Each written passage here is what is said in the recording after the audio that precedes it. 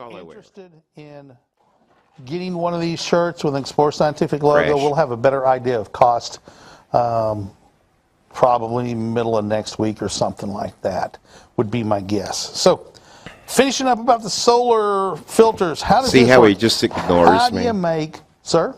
Said you just ignore me. How did I ignore you? I told you, Tommy Bahama. Get the Tommy Bahama shirts. Tammy Bahamy. Go And buy I'll wear them. Talk Rob into it. So these comes with 4 of these triangular pieces right here. If I have 4 pieces of double-sided tape, you'll pull one side of the cover off, stick it down, put your square there, put your triangle there, square. Put your triangle there, triangle there, triangle there. Make sure that thing is on tight. And then you're going to cut these to fit. And how I would do it is take the dew shield and press it down really hard so it makes a little mark. And then cut inside of that mark, right? Because you can always cut more off, but if you get it too loose and it blows off, you don't want to use it, because we can sell you more of these things, no problem, but you want to proceed slowly. You want this to be a tight fit like in the video Scott had. He had to work to get that on there to get it to stay on. Why? Because you don't want somebody to walk by and just touch and it come off. You don't want a big old gust of wind to blow it off. You got to have this thing on tight all the time so it won't come off. I have a question coming up here. Hey, there's Dr. Daniel Barth. Hey. During my solar outreach program, go get a mic. Mic him up, please. During my solar outreach programs, I have 6 to 10 solar telescopes. I can get okay. Yeah, you're greenish today, and constantly announce that these telescopes are special and make the people repeat it back to me, so I know that they know. Mike, I do the same thing. The first thing I do is say, if somebody comes up to you and says, "Hey, you want to look at the sun?" No, don't do it unless they seem like they really, really, really know what they're doing. And even then, Daniel, this is Dr. Daniel Barth. Hi, guys.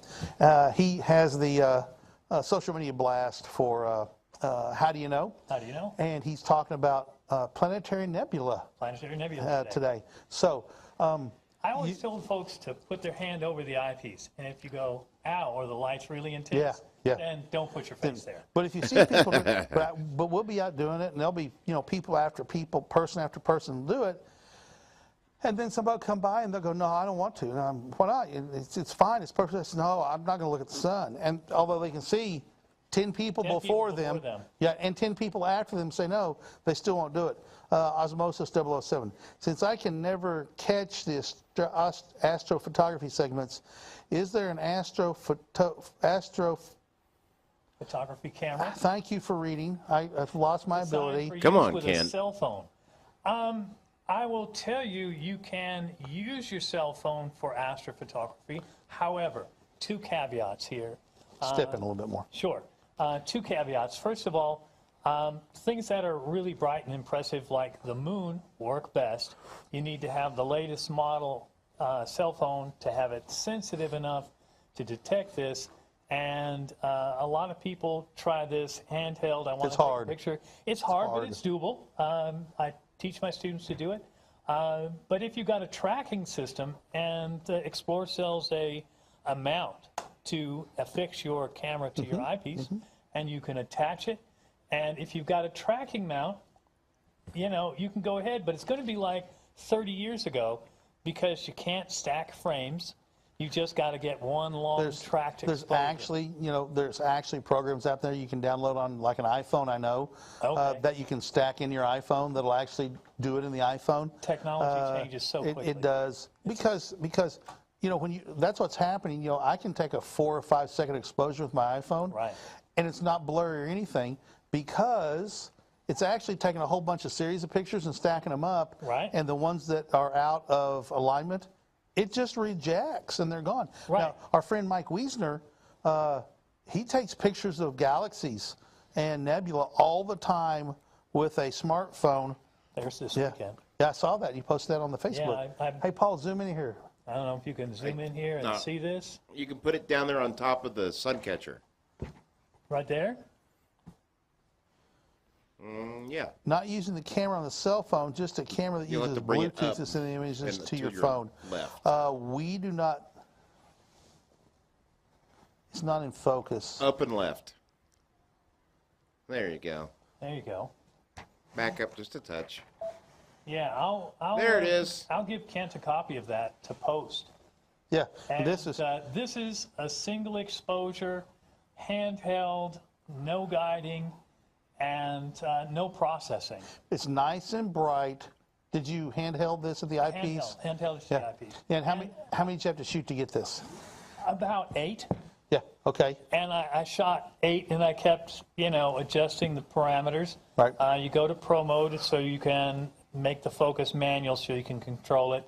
And you have to keep tweaking and trying. And then when you're done for the evening, the next morning I went through and, I ripped them down and said this is the best one. Yeah. But I think So, it turned out so quite nice. osmosis. Oh, it's beautiful and blows up well. Hi, So Paul. I have an answer to this question. The Sony a7 III and up and the a7 II will send, using their program on your phone, they will send the image to your phone. However, you only get the JPEG. You do not You don't get the raw. ARW. You don't get the raw or the TIFF or whatever. I know ARW. Nikons and cameras, Nikon and Canons will do the same thing. Right. But they again, only send the JPEG. they're sending the low qual JPEG. They're not sending the high res one. I don't know of any. I don't do a lot right now. I'm not doing any astrophotography. That'd be a question for Tyler. Go find Tyler, please. Just telling him what to Go do find now. Tyler real quick. Who's And we'll ask Dr. Tyler that Barth, question because he'll Mr. know. Kent Mark's slave. So Dr. already. Barth works for the university, and a right good one too, sir. Then he works at the University of Arkansas, Department of Education. He teaches the teaching students how to teach astronomy. And I'll tell you what, Dr. Barth is full of brilliant ideas. Planetary nebula are made up of planetary gears. Ha ha ha ha, Mike Overacker. Some people won't get that one. I That don't one's- get it. That one's funny. I don't get it at all. Stick the bush, boss. Yeah. The bush. Planetary gears, like in a transmission or a internal power transmission system. Planetary gears, they're a gear that's inside of another gear. Come on, join the club, buddy. What is? So Where'd the question go? the question is, there you go. Not using a camera on the cell phone, just a camera that uses Bluetooth to send images to your phone.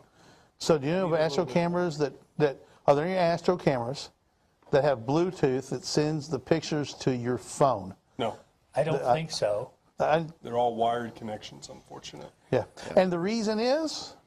because it's a wired connection. No, but why, Dr. D? Well, the Join us on the the wired live. connection would He's be leaving now. a lot faster. And You stable. have to, and more Get out, stable. Tyler. There are DSLRs with Bluetooth, and there are DSLRs with options where they will, it's not Bluetooth, it's a different kind of wireless transmission, and they will send a picture to whatever off, camera storage you want to. But if you're using a DSLR, then you can just take the little card, the memory card, and transfer it anywhere. If you're talking about a straight astrophotography camera like the CCD cameras that are just designed for astrophotography, they're really designed to hardwire port into a computer, and that's about it. Because there's so much data. I mean, you're talking about 20, 30, 40 megabytes of pictures sometimes. Phones today are so spectacular that I wouldn't doubt that there would be some way that you could take that wired connection and get an adapter and put it right into your phone. But Okay, thanks for the answer. Thinking I enjoy visual but would like to share some images. I work on cars, another hobby I have, and I have a diagnostic scope that sends to my phone. Neat as heck. Yeah, things like that. I know there's I've seen like at auto parts stores where they plug in the module to do diagnostics, and you have the app. Those are awesome. I have a borescope or a little camera with a 30-foot lead that you can run down into stuff and use. When I was doing welding, we checked inside of pipes for sugaring on stainless steel. Thing is, with an app, low res. Right, low res, low data rate transmission, and they're usually for applications where dropping out a little bit here or there isn't a problem. Isn't a problem. But transmitting an astrophotographical image, that would ruin the image. So you need some kind of a hard connection. Because those, if I remember correctly, those aren't packet transmissions like the internet uses. They are not. Those are stream. FTP. Right. FTP. So, There you go. so it's a file and it sends the whole file. Correct. Whereas over the internet, it's sending, the whole design of the internet was by the military was really straightforward and simple. So if this also node very got redundant. blown out and we're sending a message to this, we're going to break it up in packets from the Pentagon, or this would be the octagon, from the octagon, and we're going to send a message over here to this station, and we're going to send in a bunch of packets, and it's going to go all different directions and end up there, reassembled at and then reassemble at the end. And so for that method of Bluetooth just doesn't do that. No. And when the camera sends a file to your hard drive, it just sends that file. Correct. With zeros and ones and zeros and ones. It's Correct. not sending packets. No. The whole idea of the internet was so if a nuclear launch message went out, they could figure out what the message was, right? Even if pieces of the network dropped Yeah, out. that's correct. All right, so we got to be careful what we say here. So you're getting ready to talk about planetary nebula I am. in an hour. We can't say where or what because we're on Amazon.com. Do we have this on our carousel? No, Yeah. we don't. Do we have Star Mentor up? Let me see. The new book? It's a brand new book. I don't think. Talk about it because we There can it get. is. There We've it is. got It's it on the up. carousel. There, pull the book up. Talk about it real quick. Got it up on the carousel. Paul's giving us to cut it off, but we're going to ignore him for a minute. That's right. Okay, I'm here used we to are, it. folks. Star Mentor. Here, sit that on top of that. We've been Kent, you're his microphone. I know it. Hang on. We've been talking about this for weeks, folks. This has been more than a year in the writing, and it's been a long process getting out. But I received my copy from the publisher this week, and it's all there. 40-plus years. This is my 45th year in education. So, and most of those teaching astronomy and physics, and I put it all into here for you folks. The idea, there's so many people with new equipment that don't know how to use it. They want a mentor. They want somebody to guide them. And there's other people like Kent who are really experienced, and people are asking them, teach me, Kent, teach me, show me the light. And for both the people who want to share their knowledge and the people who are isolated, that is, out of the astronomical community, there's not a club in your town, this is for you. There's more than 50 activities here for you, and they ramp up from easy to more difficult. They will teach you how to set up your telescope, how to track, how to find objects, learn the sky. And this book has this has like 180 illustrations. Here, let me just. And many of them are in color. And it's just lavishly illustrated. So it just starts at the basics and works your way And through. works your way up. And works your way up.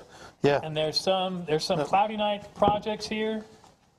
Right there's one.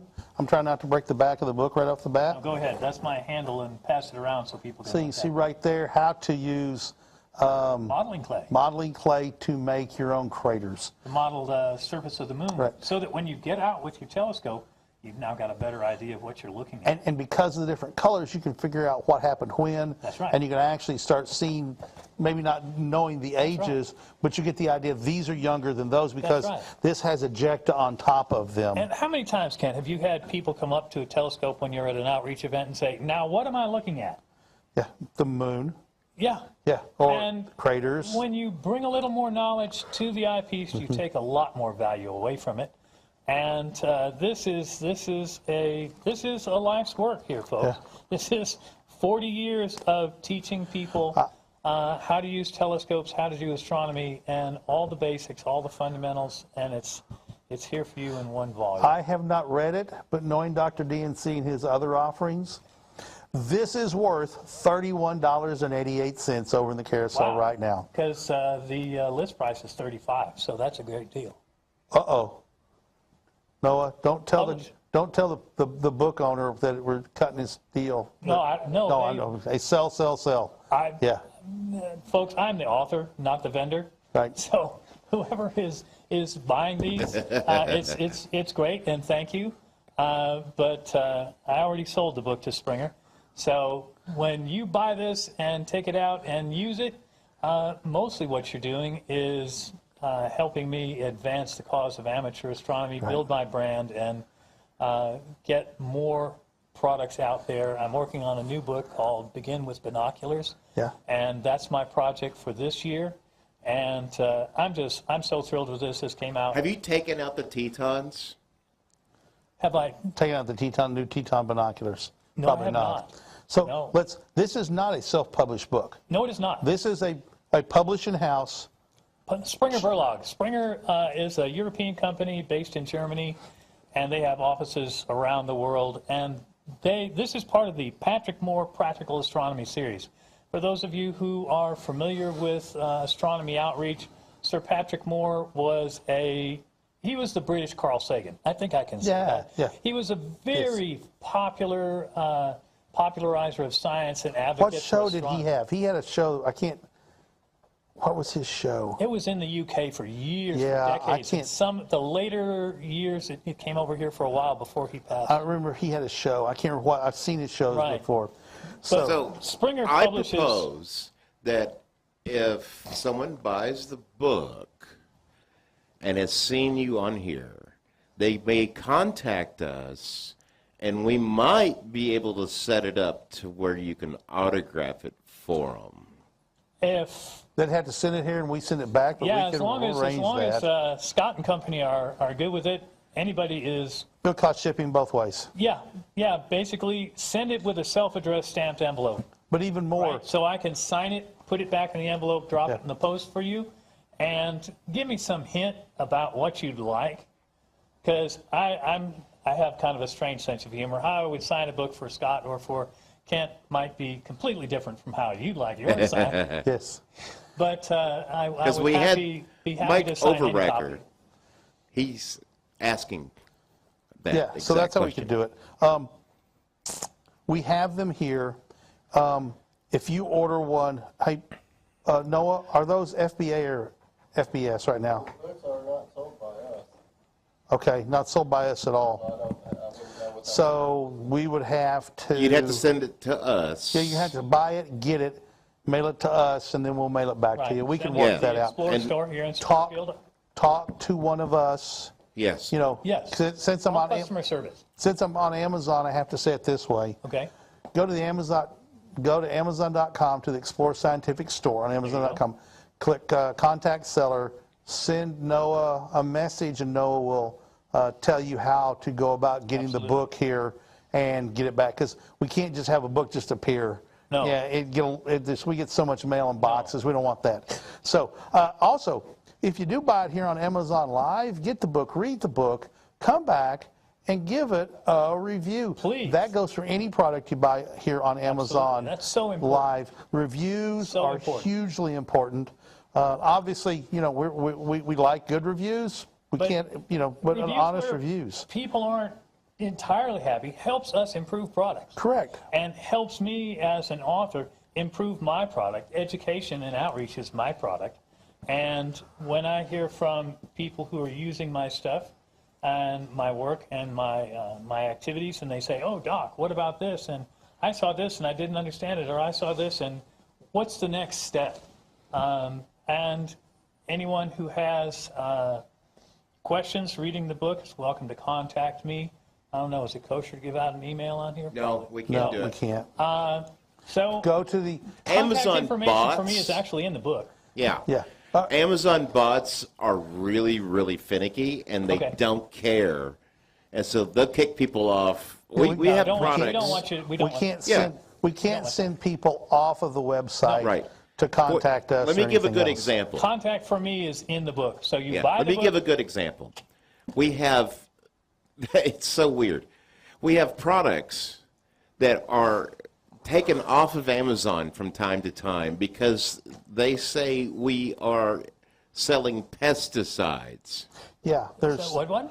Pesticides? Yes. telescopes. Can't Yeah. sell it because it's a I've pesticide. zapped an ant with a magnifying glass in my day when I was 10 or 11, but Science.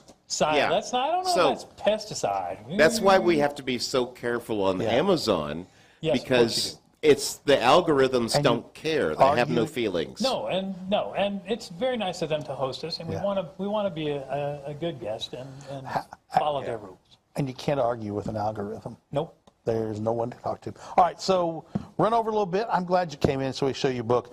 Get the book, read it. You're going to learn something that's going to help you in your outreach. 100% guaranteed. It's well thought out. As I said, all the education students at the University of Arkansas in Fayetteville take a Dr. Barth class or two, learning how to teach astronomy to whatever age group that they're in. I And- train mostly K-8 educators, but Okay. occasionally people who teach older kids. Right. So you will learn something, and you will up your outreach game. Dr. Barth talked about, building the brand.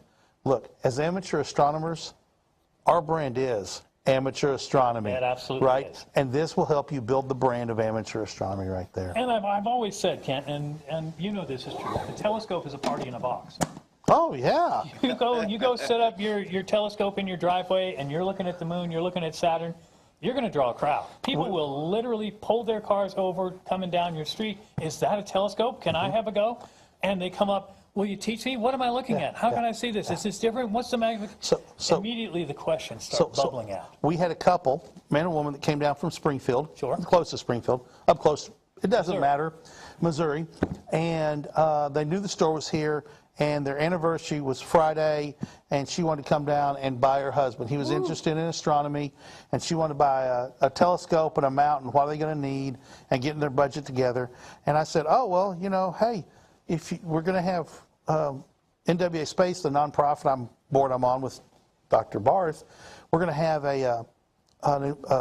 observing at a bar in downtown Bentonville, Arkansas, and you can go eat at Wright's Barbecue and come on by. And she's like, yeah, we'll do that. So they went to the Walmart Museum, and I don't think they went to Crystal Bridges, but then they showed up and looked at the sun, and she was buying it for her husband, right? She is Look got set, didn't it? deep and hard, brother. She was like, oh my gosh, that's this. And we were talking about it, and then the moon came up, and we got the 16-inch knob out and put it on the moon. And she messaged me on Saturday going, okay, that star party you're talking about in Arizona, when is it? Because we're going to come, right? She was hooked and had just been, and she was sort of interested, but she left there inspired by looking through a couple of telescopes. And we had people literally who were driving down the road. It's in a residential / bar industrial area. And there are people who would, you'd see them looking, and they'd go down and park and come walking back. People ride, it's a bicycle. Can't call it a biker's bar because it's a bicycler's. Cycler's bar. It's a cycler's bar and restaurant. Really good food. And called the Meteor Cafe. They'd go riding back, and you'd see them pull a U-turn and come back, Yep. And it was awesome. It was just absolutely awesome. Yep. We were there until midnight. I'm sure. Friday Pekka night. says hi, by the way. Who does? Pekka. Hey, Pekka, how are you? There's Pekka.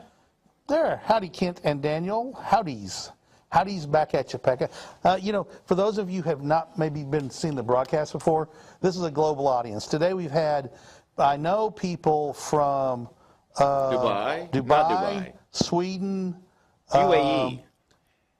not Dubai, UAE, Sweden, all over the United States. I haven't seen anybody I know from anywhere else, but a truly global audience, and this is the cool part about it. All right, last comment, then we're going to have to go. About Pekka. Dr. Barth's books immediately. If he could send them private post, not company, that way I would skip the unnecessary taxes. Pekka, we'll talk. We'll talk. We got you, buddy. We'll fix you up. Oh my But we'll gosh. talk off the show. And I'm gonna address your other question you emailed me about today on my show later, so that'll be fun. All right. But this, you know what? I'll be willing to put it out there, hands down. This is going to be the best guide to introductory astronomy you've ever seen. You want to, people who already own a telescope and you know the fatigue sets in after, what do I do now? Here you go. Somebody comes up and says, oh, but I have this telescope and now my neighbor's 12-year-old kid is asking me to teach him. What do I do?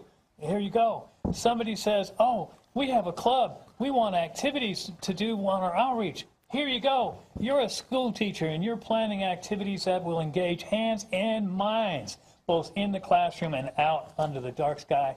I wrote this for you. I wrote it for y'all. We got to go. Okay. We have to get out of here. Osmosis 007, I know I saw a message pop up. We've got to go. No time to answer it because we got to get the studio reset for Dr. D to get going here at 4 o'clock. So ask next time if you get on, and we will go from there. Everyone, thank you very much for sharing your time with us, because it's an honor to see how many, it truly is, how many people are willing to give us their time to participate in How Do You Know, and Global Start Party, in First Light Chronicles, On the Wing, and Focus on Amazon Astrophotography, and on Amazon Live. We truly appreciate your time, because you know what? Our brand is Amateur Astronomy. You're part of our brand. We're part of Amateur Astronomy. Everybody that gets into it helps everybody else. That's right. With that, on behalf of everybody else here at Explore Scientific and Dr. Barth, as well as Paul Newton, the disemboweled voice, the disembodied voice. He's not disemboweled anymore. And hey, Noah, wave to the camera. Here's what it looked like today. He waved with his right hand today, not his left, and we're going to get out of here. He has much more hair than you.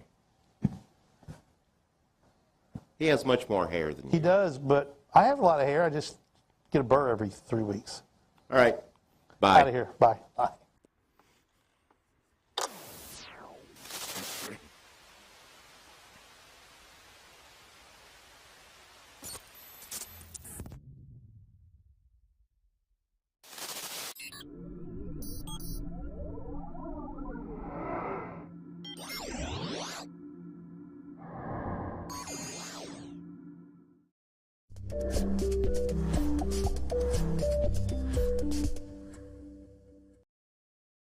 Times microscope offers an impressive magnification range of 300 to 1200 times, giving young scientists the tools they need to reveal the hidden details of their world. Outfitted with a range of collection tools, this beginner compound scope has quality optics that consist of a 40 times magnification eyepiece and a rotating turn of 3 objective lenses with 300, 600, and 1200 times magnification. The set also includes color filters to give specimens extra definition when needed, and a projection eyepiece that allows users to trace images or share their findings with multiple viewers at the same time.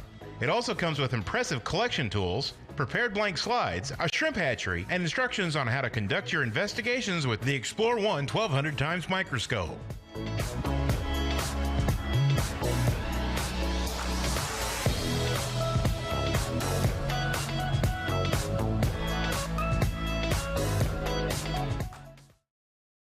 Scott Roberts and Mike Hatch here from Explore Scientific, and this is Explore Scientific Live. Now, we have something really exciting to show you, a new addition that Explore Scientific's really never had before, and that is observatory domes. Mike, tell them a little bit about the story of Pulsar Observatories. So Pulsar Observatories has been around for quite some time now, mainly out in Europe, and so they've been designing these beautiful observatories. So Gary Walker is the owner and founder of Pulsar Observatories. Steve Collingswood is the director, and them two together have created these beautiful observatories that are completely compatible with ASCOM.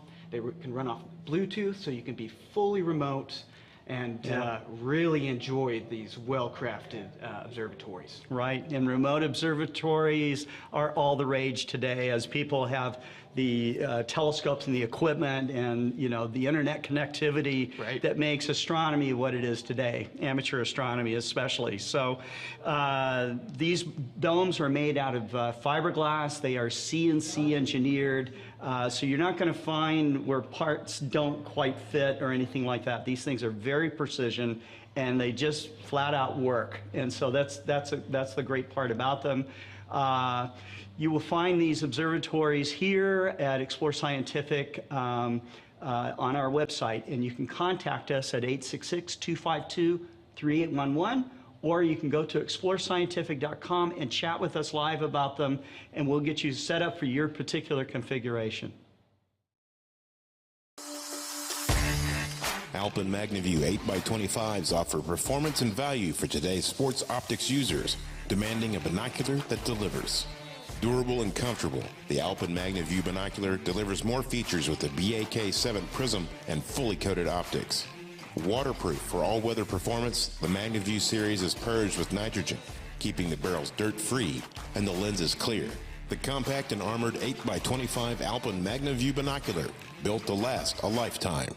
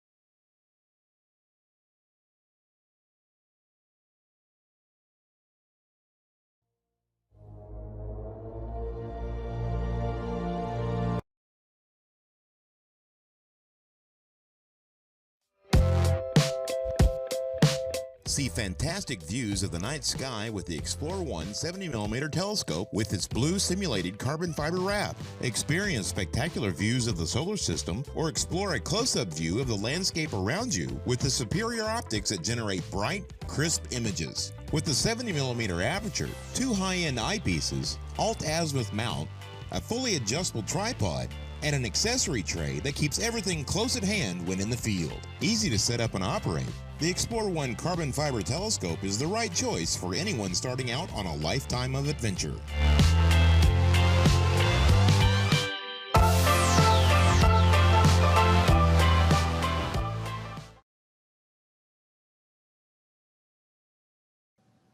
Thank you for watching our 24-hour-a-day live stream here at Explore Scientific, where we show you all the programs that we run live in front of a live audience. Programs like Global Star Party, On the Wing for birders, First Light Chronicles for beginners, and Focus on Astrophotography for astrophotographers. We bring in astronomers and explorers from around the world to answer your questions live.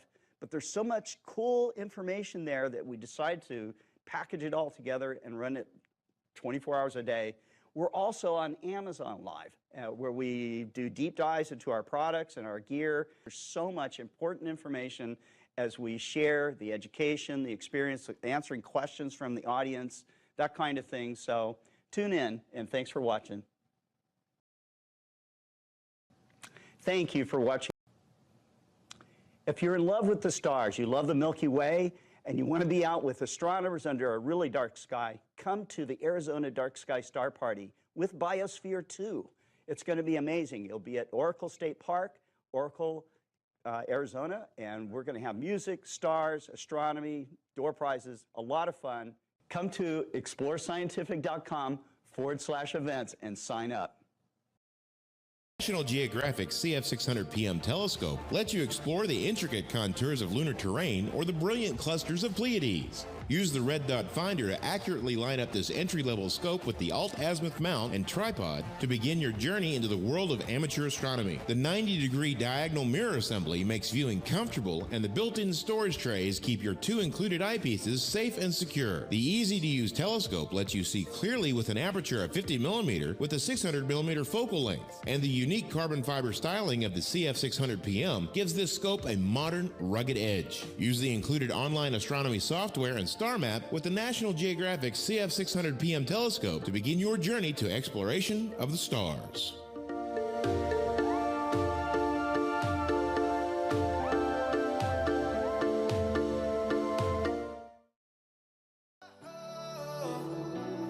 From our National Geographic series, the Explorer NT114CF Newtonian Astronomical Telescope is a perfect portal into the realm of deep sky observation. Offering a 114mm aperture and 500mm focal length, the telescope comes with 2 Plössl eyepieces that produce images with excellent definition and contrast. The set also includes an adjustable tripod and a red dot viewfinder.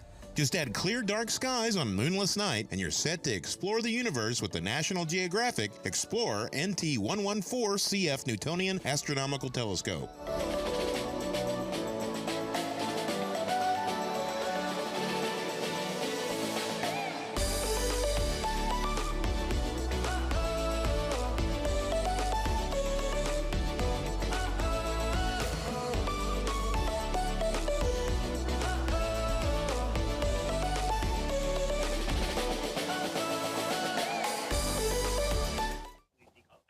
Scott Roberts from Explore Scientific. Last time, when we were talking about how to make astrophotographs with your telescope, this is for beginners or for anybody that wants to start off making astrophotographs maybe with a smartphone.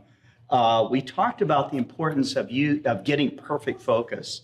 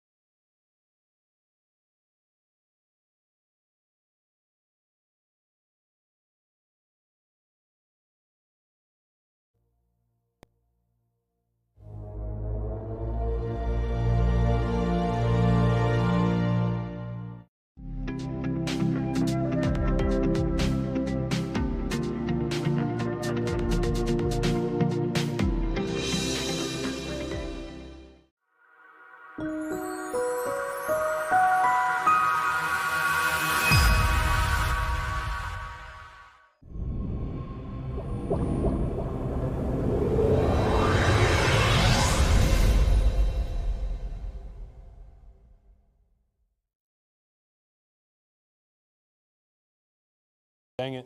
What happened? Did it come on? Yeah. Sweet. Welcome back, guys. Welcome to another edition of Facebook Live. Tyler here with Explore Scientific. Welcome, welcome, welcome. Today's going to be kind of an easy episode because easy's easy. We're going to talk about the First Light series. I believe this does not look like an NT114, but we're going to talk about the Newtonian here on a German equatorial mount. Also, we're going to talk about this beautiful, this is the 8640? Or is this the 102? Paul, is this the... What? You asking the wrong man. You should know this. And I should know this. It looks like the 80, but I don't... It may be the 102. It's longer. I think it's the 102. So, Newtonians and refractors. Why do beginners? What's the issues with these two? Not really issues. What's the benefits of these two? If you ask me the difference between a Shure this and a Shure microphone and that, exactly. I can answer that question. You ask me telescope questions, it's the same thing. I say, that thing looks at the sky and that one looks at the sky. So here's or your neighbor. Oh, Lord. Why do we got to look at the neighbor for? But yeah, Depends on the neighbor. Paul knows, if I have an audio question, I go to Paul. Paul knows all the audio stuff from a Shure microphone, Yeti microphone. Photography, yeah, hard questions, photography. Not astrophotography, actual photography. No, I don't know. I know photography enough to make it frustrating for anyone who knows astrophotography. Because it's not the same. It's the similar? Concepts are the same. The Sort of, light yes. is light. But that's light is about light, but with astrophotography, we were wanting to be wide open, but with photography, you're wanting to close that iris and get nice sharp pinpoint stuff. But for beginners, we all got to start from somewhere. We either started with a Newtonian style telescope versus a refractor, and then you got a German equatorial mount versus just a normal panhandle mount. Both great things about the Explorer Light Explorer Scientific First Light series is Explorer Light. They all come with red dot finders. They all come with 25 millimeter super colossals, and they all come with, like a refractor, they come with a diagonal. So and a mount, of course, a mount, and you're basically getting started. They could be ranged from anywhere from basically under $500, depending on these two, I believe they're under 500. Don't quote me on that because I could be wrong. But these are great for beginners. These are a step up from the toy side. In my opinion, the optics are a whole lot better. Some of the main complaints that I've seen a lot of on Newtonians is when I'm looking at trees or just, a field. It's up. Why is it upside down? I'm confused. I'm looking straight at it, but it's upside down. It's because the mirror that's in here is flipping it. Because it's at a 45 degree, so light's coming in, coming back, and it goes right into your eyepiece. So how it works... Does it make that noise every time? I may have to maneuver this so Paul can see it, or so the ants can see it. I'll wait and so that's good. Perfect. Got it, good. So light literally comes straight in through this wonderful hole. This is the objective. One of the main problems that we have here at Explore Scientific is I can't see anything. Paul, do you know why we can't see anything? Because you're blind. Could be. What else could be the reason? Hello, Ivan. How are you doing, sir? Welcome to another edition on Facebook Live. Lens cap is on. Now, same thing with a photography camera. Why is it black? Oh, crud, my lens cap's on. But you could take the inside cap off. With this one, say you're looking at the moon, Paul, and when you're looking straight in, you're getting all that blinding light come in, you're like, it's too bright, oh God, I can't see nothing. Yeah. You take this off and it lets in just a little bit. You're not getting you're not getting flooded with frickin' moonlight. You're just getting a portion. a smaller portion. You can still see out of it. Go ahead. You want to make sure that it's not right over top like it is right now. It's right over top one of the veins deals. Yeah. Yeah. Good call. Good catch. And Paul's correct. You don't want to make. You also want, like you said, there's veins in here that hold the secondary mirror, which is here, and then you also have the primary mirror. And I got to turn this. I can see it. Well, in the back. Yeah. So how Newtonians work is light comes Reflector. straight down through here. Newtonian is a reflector, right? Yes, it reflects light. So light comes straight down the tube, hits the mirror in the back, and it hits that secondary mirror, which is angled at like a 45-degree angle. Here, and I'll show you right here. I'll turn, and I gotta keep loosening. No, that's the wrong way, Tyler. We need to take another picture of you because your hair, you needed a haircut. I know, my hair is crazy today. No, on the picture. Oh, yeah. Plus, you don't have an Explorer shirt on. No, I don't. Can you see? Because you didn't have any. No, we didn't have. We just got these in. Right. What's wrong? So I'm trying to. Can you see the mirror? That secondary mirror? Down no. here? Let me check the other camera. No. Still a little bit. Let me try to. We're zoomed in about as good as we're going to get. Okay. Well, that's fine. Well, Without I can me see a getting reflection, but there's a mirror where that secondary is, and it's angled at 45 degrees, and it bounces the light straight to the eyepiece, which is here. So I'm going to rearrange that so Paul can see it. There he goes. I'm going to give him a minute. That's fine. Switching the camera, folks. Switching the camera. This is very highly technical stuff without Paul. Yeah, I can get closer. No, it's totally fine, bud. As long as I can see it, which, yeah, I can see you literally walk through. So in there is the secondary. That's what you see. And what it does is it looks down the primary. So you got light coming in, hits the primary lens, comes right back up, hits the secondary, out through the objective for the eyepiece. That's how Newtonians work. Now there is another, I don't know, I'd have to get with Kent, but unfortunately Kent's not here. They're called Bird-Jones style telescopes, and that's I have never reflector. heard of those. Yeah, it's another acronym for reflectors. But with the reflector, gives you a little bit more reach. You do have to mess with collimation. That's just the nature of the beast on reflectors. You have to mess with collimation. So if you're not comfortable with collimation, you don't know what collimation is, it's where you're having to align the secondary with the primary so you can get a nice corrected image when it goes off into your eyepiece. If those are not aligned properly, your stars are going to look funky. Your objects that you're looking at are going to look weird. They're going to look a little distorted, like they're not in focus in a sense. They're just slightly out. It's like a bad pair of binoculars that get whacked pretty good. They looks like double vision, kind of, in focus. That's kind of what the same thing is with this one.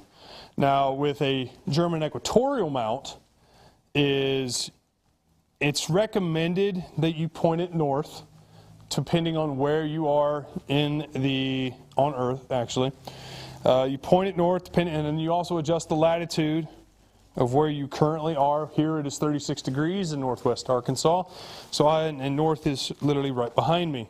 So I would literally point this north every night after I adjust it because it's crooked. That's about as good as I'm going to get it. I would point it north, and then what I would do is say I want to look at Deneb, which is to my left or the east. I would literally... Tyler. Yes, sir? Pekka doesn't believe that we're live. Pekka, every day he's got I hate to be know. the bearer of bad news. Today is Wednesday, July 27th, because it's my oldest kid's birthday, and I'm right here, pinching myself. We're live.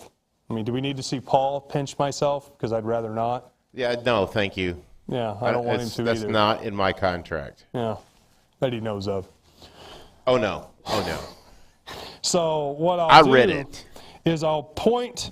Sometimes if you want to speed this along, is you release the clutch, turn it, lock it back down, and then you can fine tune it. And then I'm just going to take the RA and turn it.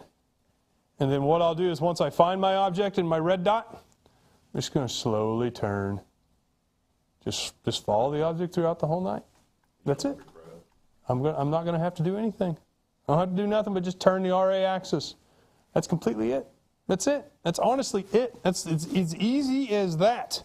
Now, I don't know if I'm going to put Paul on the spot, but I'm going to give him a little bit of time. If we're going to talk a little bit about polar aligning, but I'm going to leave it to Kent, because Kent does an amazing video with a broom. He's in Nebraska right now doing a star party, and he did the broom method or the compass method, which I believe he has the compass in the video, if I'm right, Paul, doesn't he? Does he use the compass, or no? Is it just the broom? I can't remember if it was the compass or the broom. Anyway. That's why we need pre-production meetings. What is that? We fly off the cuff here.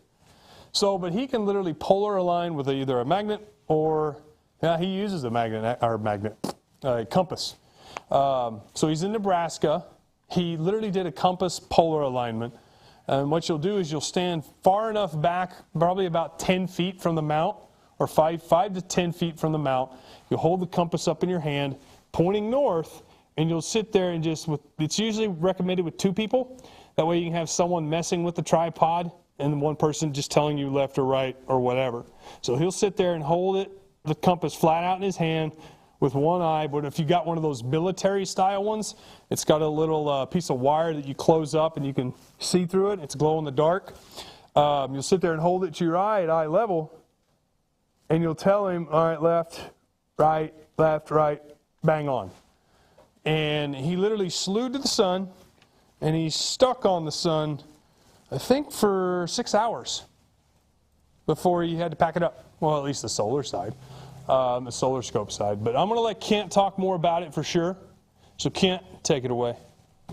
Hey everybody, Kent Martz here from Explore Scientific. Today I'm going to teach you how to polar align your telescope using a broom.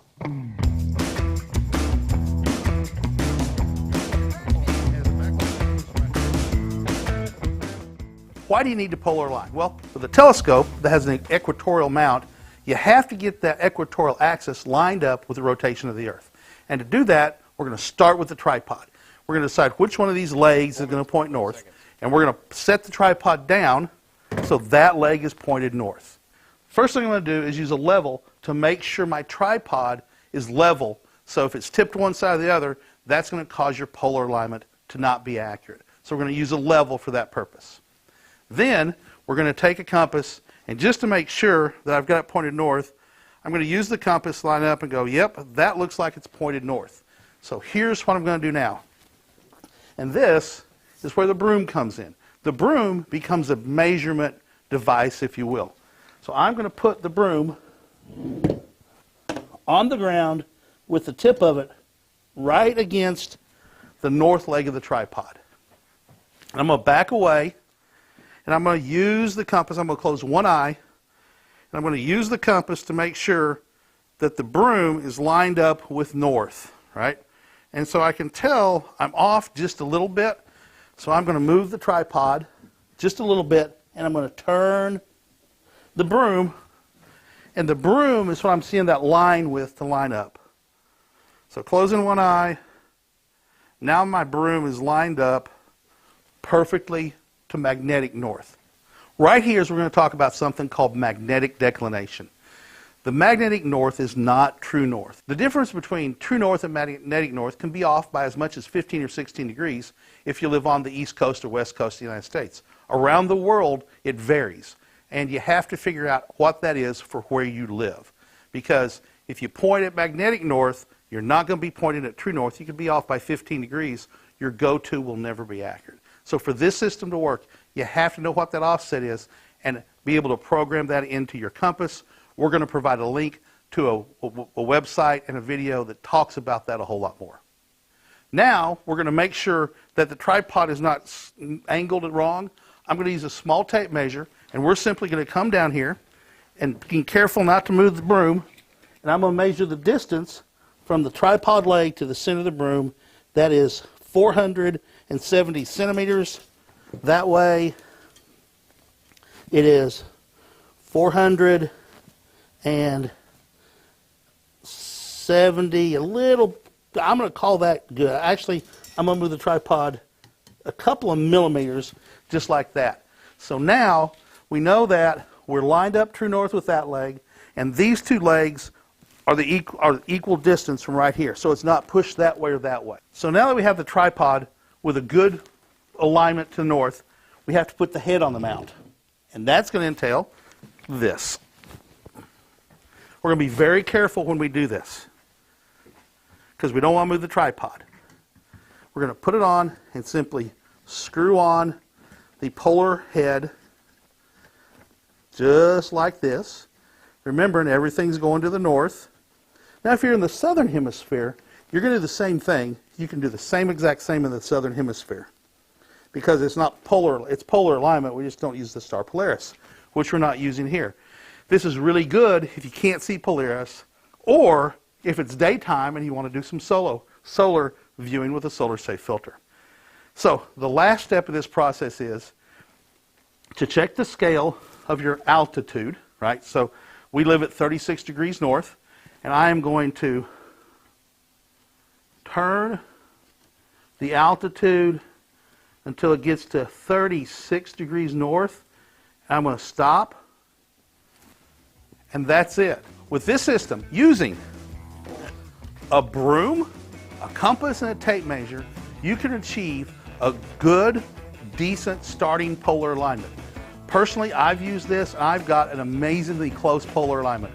There's ways that you can use to refine your polar alignment, specifically drift alignment, but it all starts with a good polar alignment.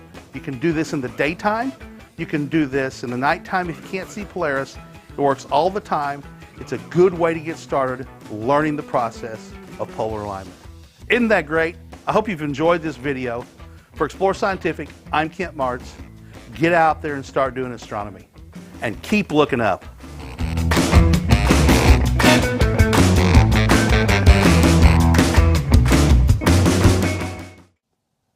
Hey guys, welcome back. Appreciate it, Kent, for all the wonderful advice that you always bestow upon us, even when you're not here. It's amazing. It's honestly amazing. And Pekka, we're still alive. We are still alive. Just checking. Just checking if you're still there.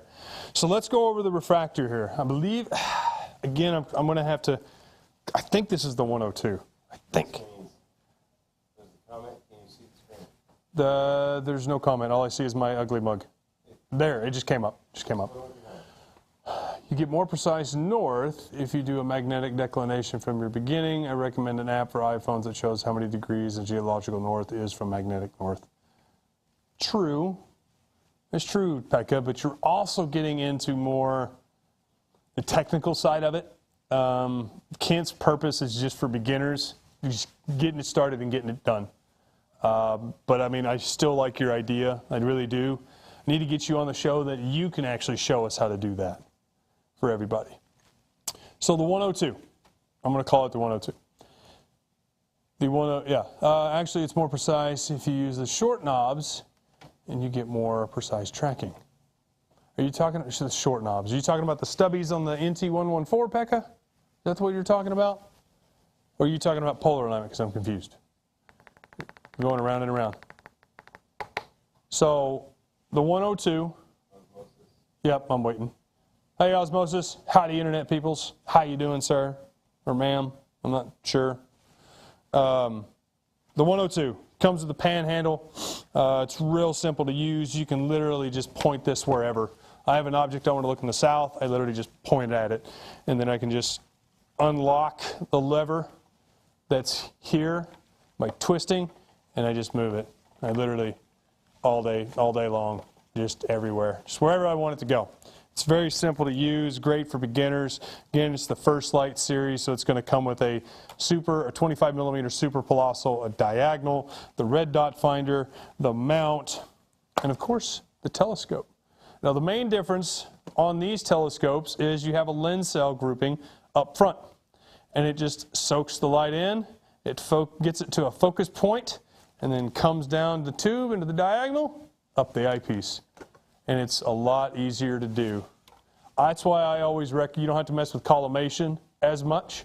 It is still recommended just in case, but if you take care of your equipment, you won't have to worry about collimation at all in any way, shape, or form. With the First Light series, this refractor...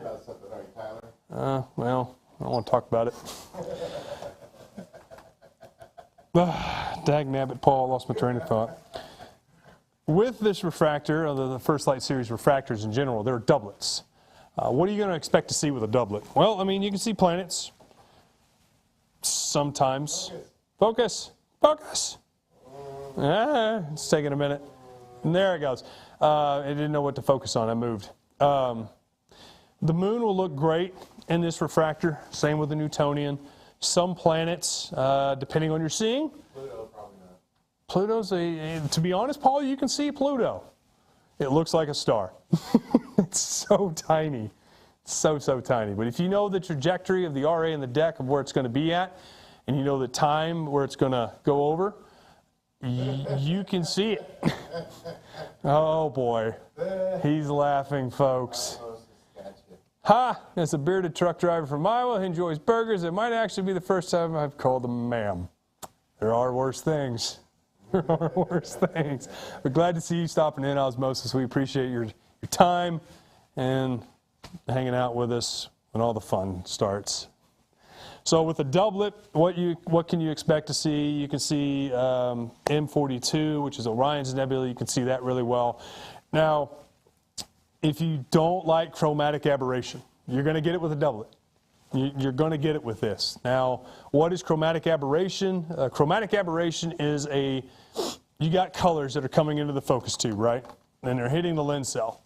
Not all of those colors can be focused, like we'll just use green, blue, and red, for instance. But there's a whole lot more. All those colors can't be focused to one pinpoint of light. One of those colors are going to be a little much or a little too much or not focused in enough, and it's usually blues and purples.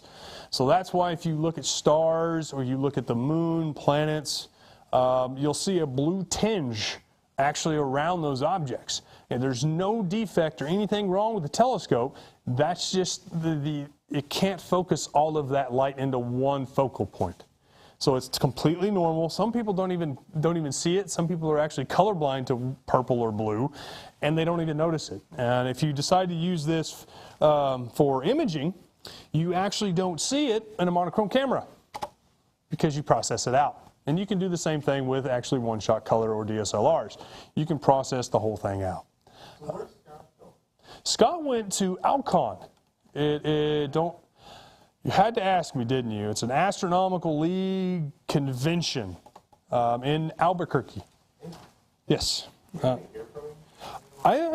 a good question. I know he's broadcasting some of the speaks, or the guest speakers. The speaks, yeah. Speaks the squeaks. Is this the military jargon bleeding back in again? No, you don't want that. Yeah. You don't want that at all. Well, there's no radio. Well, we still don't want that. There might be children watching. He's going to be going to Arizona, too, right? We all are. Me, Kent, and Scott. Find that in your app. No one talked to you, Siri. I don't know why she came on. I'm on theater mode. Help you with that. It's on theater mode. It's on theater mode. She was... No, it's setting with the crown. Darn thing. I know, I had the problem. Paul's got all the problems. I've experienced all the problems. He's experienced all the problems. But you're going to the Arizona Dark Sky Star Party on September 21st and 25th at Oracle State Park, right? And the Biosphere 2. It's kind of the Oracle State Park / Biosphere 2. Which actually, you know what? Unfortunately, we ran out of time. Well, I plan on Amazon. Make sure you stop in over there. We're going to talk about the Planosphere, the moon maps, solar... What we've been doing, Ken and I have been doing, we've just been running straight into Evergreen and not stopping straight. Well, then let's just continue on this Mosian train. I just run the intro again and we come back. That's all I do is go to Evergreen. All right. So, but the Arizona Dark Sky Star Party, it's like the one Kent's going to. It's really dark. It is really dark. I have never been to Oracle State Park. Hopefully, the last time I went to, it was in Kenton, Oklahoma, with Kent. Yeah, Kenton with Kent. I took my oldest boy with me. That's when I had my back issues. It wasn't very enjoyable for me. I couldn't stand, couldn't walk. In any position I got in, I was just I was completely uncomfortable for 11 and almost 12 hours of driving one way. It was very uncomfortable, but I did it for my kid. When you promise your child that you're going to do something, I do it even if I have a busted back. So we're going to go to Oracle State Park in Arizona, which is a Bortle 2, I believe. So I'll be able to see. Would have to be out in space. What?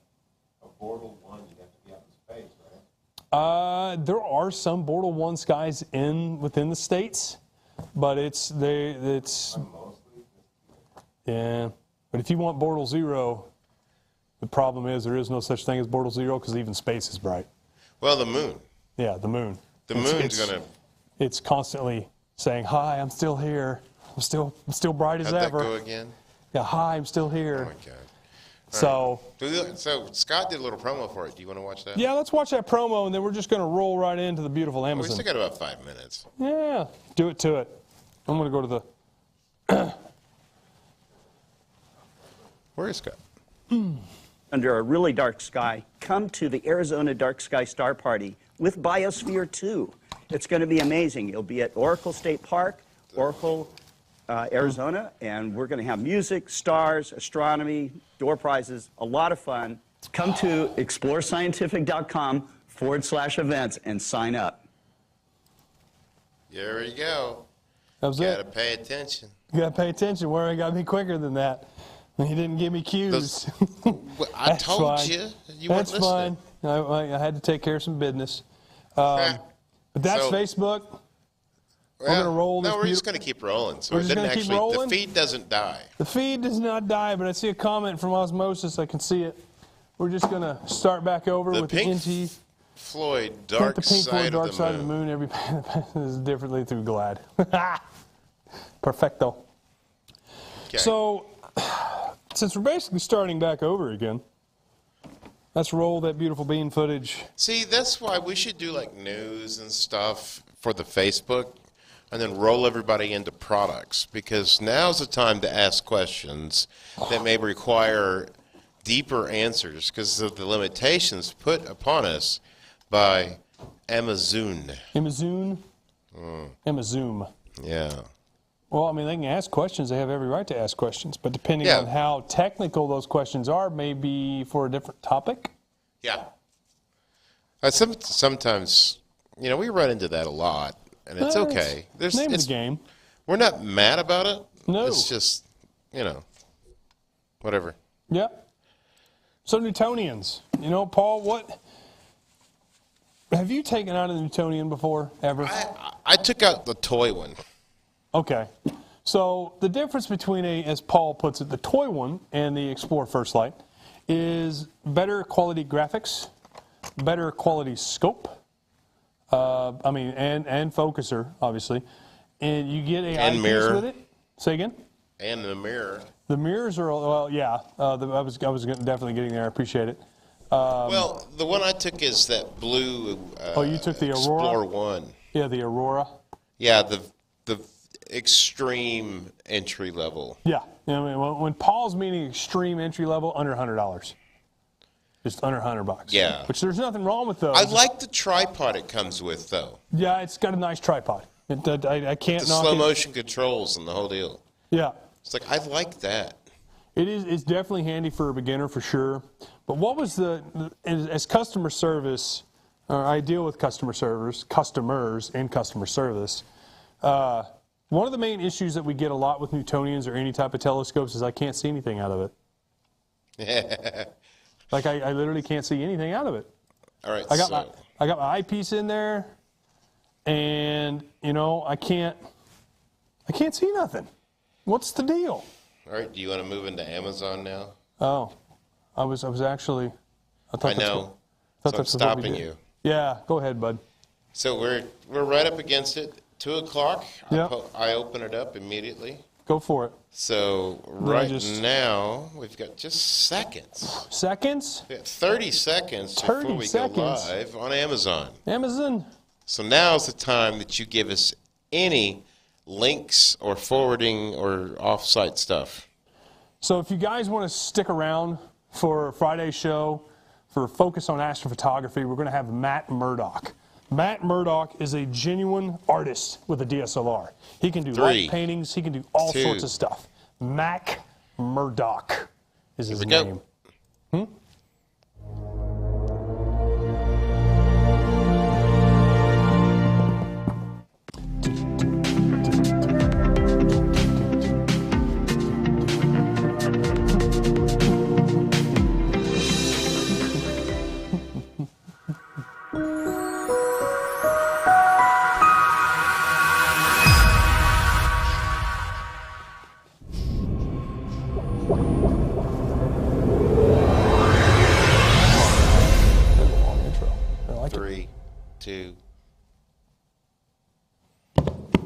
Welcome back, folks. This here is another wonderful edition of Amazon Live. Today's date is Wednesday, July 27th, 2022. Yes, that's right. We're still live, folks. I know, Paul's always sighing. He's always sighing. Today we're going to talk about a Newtonian. That's my shtick. I know it's your shtick, man. It's what I do. I sit back here. I'm like the two old guys at the Muppet Show. He's two old people. The two old guys at the Muppet Show that sit up there and make fun of everything that's going on. I don't feel strings, though, so I guess I'm good. I don't have attachments to the puppet master. They didn't have strings. Well, they had those little black wires. Little sticks. Yeah. It sticks. So we're going to talk today about... When you understand my role on this show, yeah, I mean, I'm not here to give you advice or fix stuff. That's true. I'm here to just make you feel awkward about your own existence. I don't need your help for that, buddy. I do that enough on my own. So nothing's ever personal that goes on. It's just shtick. It's just Paul. Yeah, I'm this way in real life. Yeah. But if you have a problem, it's different. Yeah. But anyway, back to our wonderful show. We had a little Martha Stewart moment there. I'm not here to make you cry, Tyler. Dr. Phil moment. I'm not here to make you cry, Tyler. Trust me, I never cry. Oh, you cry. Nope. We're going to talk about telescopes. This is one of the main things that we get a lot of comments on are telescopes. So I got two different style of telescopes on different style mounts. We have a Explorer First Light Series Newtonian and an Explorer First Light Series Refractor. We'll get to that one here in a minute. You know what? I run customer service here at Explorer Scientific, or help run customer service here at Explorer Scientific. We get a lot of questions from customers that receive their brand new scope and mount. They get it all assembled following the instructions. But then, Paul, they can't see anything. They always ask, can't see nothing. I don't know why I can't see anything. I've assembled it just like the instructions tell me to, but I can't see anything. So I'm going to sit here and turn the scope around on the deck axis and see if the audience can notice anything that's wrong with this picture. Ah, you're correct. Dust cover's on. Yeah. You'd be amazed how many calls we get on that here at Amazon as well. I can't see anything. And our wonderful Amazonian rep, Noah Menard. He just called you an Amazonian rep. Yep. He don't care. Yeah, he is. Noah sends, and he talks to me and Annie a lot about some customers that have issues with their stuff. We're his go-to people on answering questions quickly and efficiently for Amazon.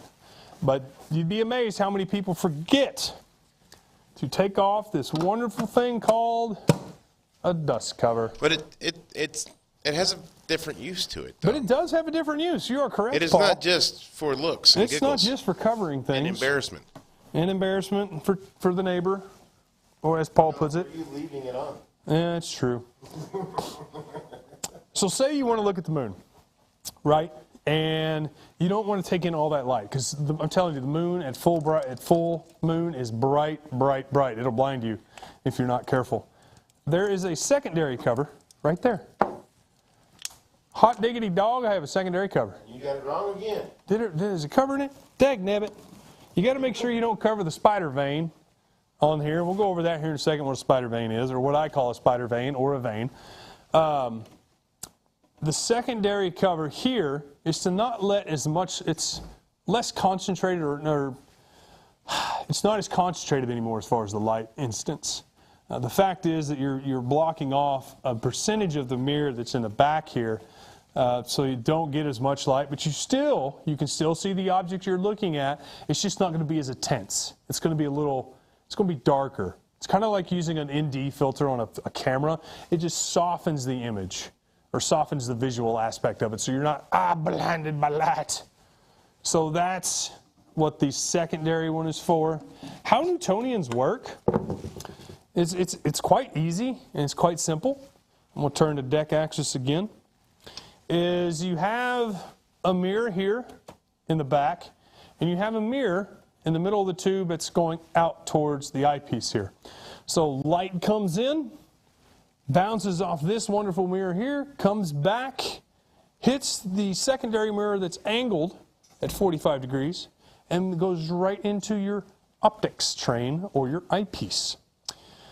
Now, what another also main issue that we get a lot of complaints on is customers are going to try to line up their red dot finder, which what you do, and this scares people because they're confused. They think they're upside down for a minute.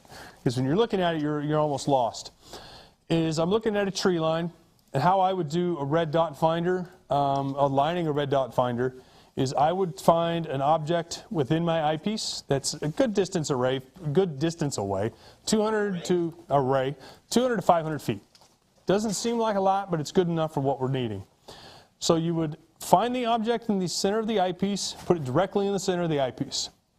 You turn on your red dot finder, and then you have two switches, or not really switches, but louvers that control the laser that's back here to go up, down, left, right.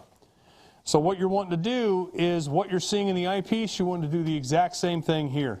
You want to find that same object you're looking at and align that red dot right on that object, so what this sees, you see out of this.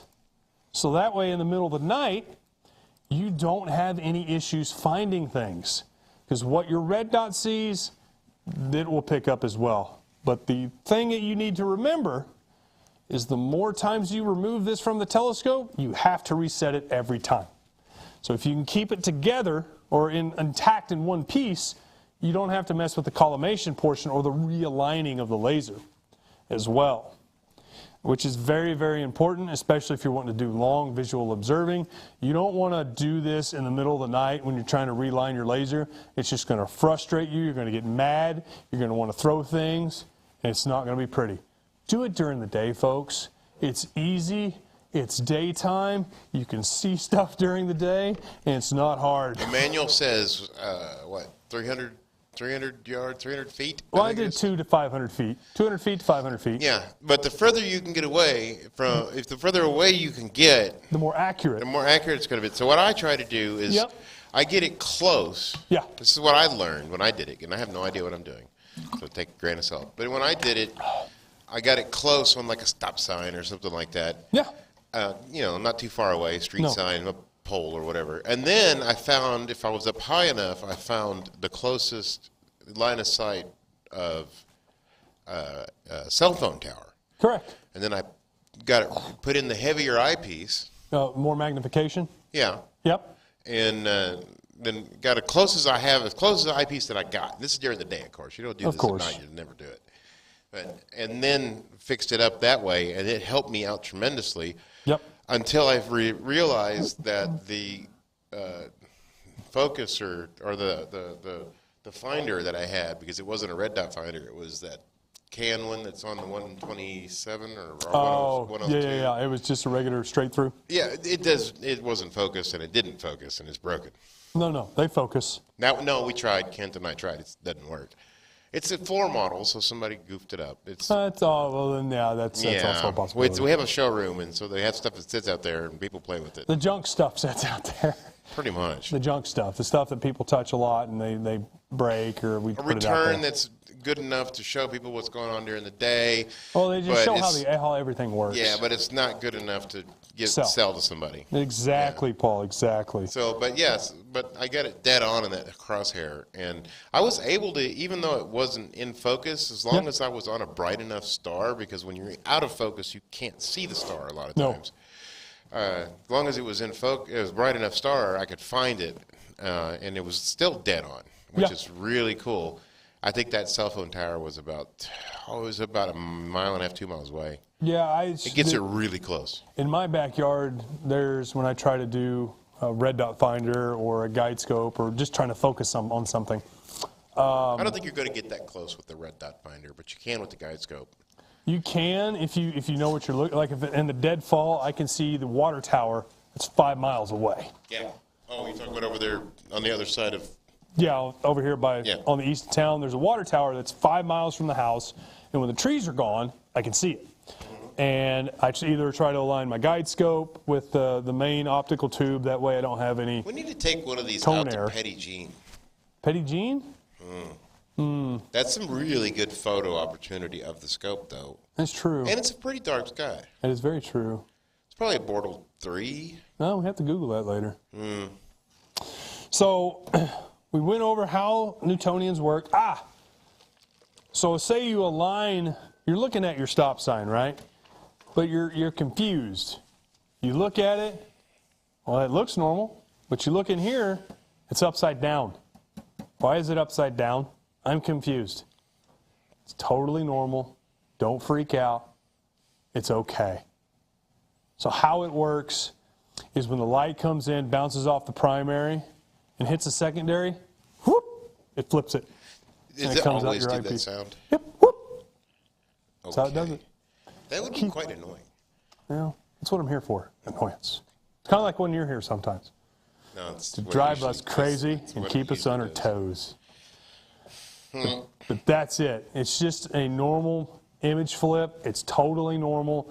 There's nothing wrong with your optics. There's nothing wrong with the telescope. It's completely normal. Binoculars do the same thing, except they flip it back one more time. Yeah, they just flip it from right to left. They do it that way. This one does right upside down. Yeah. But they flip it back to normal, and which is okay for binoculars, but if you're Yeah. doing deep sky or something like that, you want, that's just an additional You piece won't of know glass. this. You won't know. You can buy an adapter that'll also flip it for you, too. Yeah, they make diagonals that are right angle image correction, and they fix that issue, but you don't need it for a Newtonian. That's for refractors, not for Newtonians. I'm just saying, you can fix it if you want. You can. I agree with you. You definitely can. Tripod with this particular mount is a German equatorial. The better tripod of the bunch. It but if is you're the doing better manual tripod stuff, of the bunch. If you're planning on eventually adventuring, that's a mouthful, adventuring eventually into astrophotography, you're going to learn how to polar align. You're going to have to learn. There is no ifs, ands, or buts about it. Speaking of which, I believe Kent left us a video before he left. We're going to talk about it a little bit, but with polar aligning, you point the RA axis, that's this axis right here, to the north. North's behind me, so I can't turn the scope. So we're going to pretend north's that way. Yep. So polar axis is facing north. You'll have a latitude adjustment down here at the bottom. You have to set your degrees of what your latitude is of where you are. Here in Springdale, Arkansas, it's 36 degrees. So I would set this indicator. It's like 100 outside right now. It is warm. You would set your indicator to what degrees you were. So we're at 36 degrees. I crank it over to 36 until I get that angle. You can look in your eyepiece. You might see it. You'd be surprised. There's actually a smaller star in Polaris that you can split depending on the magnification that you can achieve with your telescope. Depends on your seeing. And it does depend on your seeing, but so here's Polaris. Here's Polaris. The tiny star is literally it's right behind it. It's real small. Polaris an actual star? Yeah, it's a star. It's like a gas giant or something? All stars are gas giants. Ugh.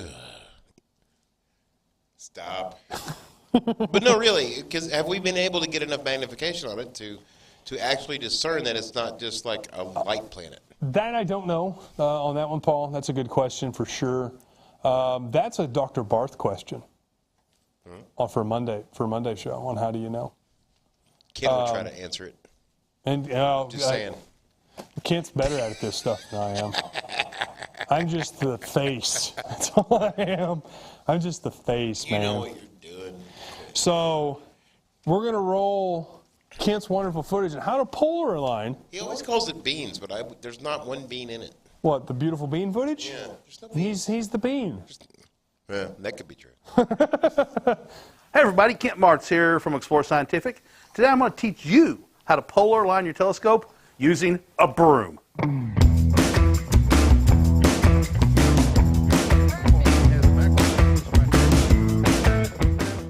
Why do you need to polar align? Well, with a telescope that has an equatorial mount, you have to get that equatorial axis lined up with the rotation of the Earth. And to do that, we're going to start with the tripod. We're going to decide which one of these legs is going to point north, and we're going to set the tripod down so that leg is pointed north. First thing I'm going to do is use a level to make sure my tripod is level. So if it's tipped one side or the other, that's going to cause your polar alignment to not be accurate. So we're going to use a level for that purpose. Then we're going to take a compass, and just to make sure that I've got it pointed north, I'm going to use the compass, line up, and go, yep, that looks like it's pointed north. So here's what I'm going to do now. And this is where the broom comes in. The broom becomes a measurement device, if you will. So I'm going to put the broom on the ground with the tip of it right against the north leg of the tripod. And I'm going to back away, and I'm going to use the compass. I'm going to close one eye, and I'm going to use the compass to make sure that the broom is lined up with north, right? And so I can tell I'm off just a little bit. So I'm going to move the tripod just a little bit, and I'm going to turn the broom. And the broom is what I'm seeing that line with to line up. So closing one eye. Now my broom is lined up perfectly to magnetic north. Right here is we're going to talk about something called magnetic declination. The magnetic north is not true north. The difference between true north and magnetic north can be off by as much as 15 or 16 degrees if you live on the east coast or west coast of the United States. Around the world, it varies. And you have to figure out what that is for where you live. Because if you point at magnetic north, you're not going to be pointing at true north. You can be off by 15 degrees. Your go-to will never be accurate. So for this system to work, you have to know what that offset is and be able to program that into your compass. We're going to provide a link to a website and a video that talks about that a whole lot more. Now, we're going to make sure that the tripod is not angled wrong. I'm going to use a small tape measure, and we're simply going to come down here and be careful not to move the broom. And I'm going to measure the distance from the tripod leg to the center of the broom. That is 470 centimeters.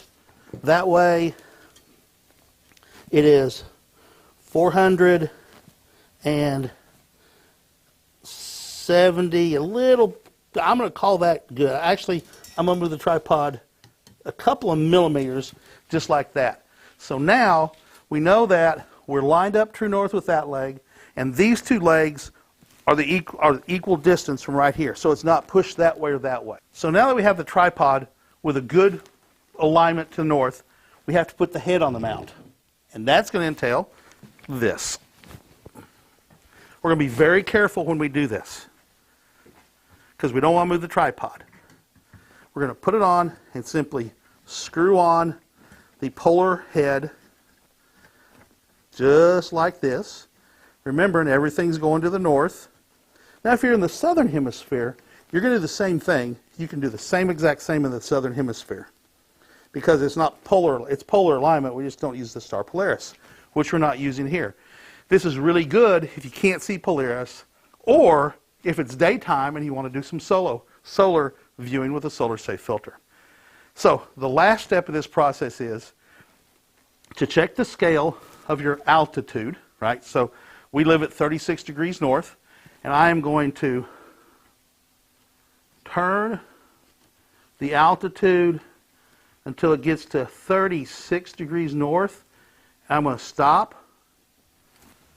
And that's it. With this system, using a broom, a compass, and a tape measure, you can achieve a good, decent starting polar alignment.